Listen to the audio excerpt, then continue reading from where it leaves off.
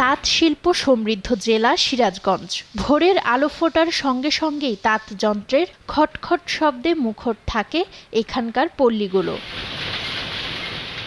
এখানে উৎপাদিত শাড়ি, লুঙ্গি ও গামছার কদর দেশ জুড়ে। এই ঈদে সুতি, সিল্ক, জামদানি সহ প্রিন্ট শাড়ির বেশ চাহিদা রয়েছে বাজারে। এবার বাজারে ভারতীয় শাড়ির আমদানি কম হওয়ায় দেশীয় শাড়ির চাহিদা তুঙ্গে। বাজার ভালো থাকায় অধিক মুনাফার আশা তাঁত মালিকদের।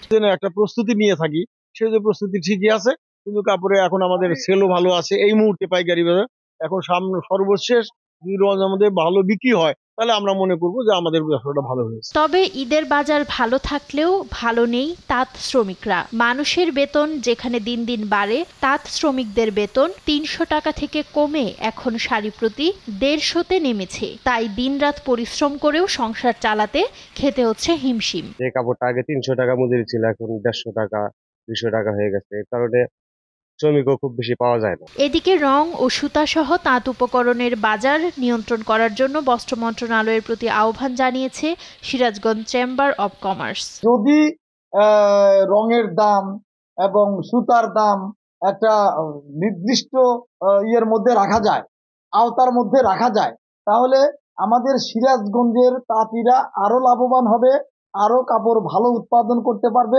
সিরাজগঞ্জ জেলা সদর, বেলকুচি, এনায়েতপুর, শাহজাদপুর, উল্লাপাড়া ও চৌহালি উপজেলায় পাওয়ারলুম ও হ্যান্ডলুম রয়েছে অন্তত 5 লাখ।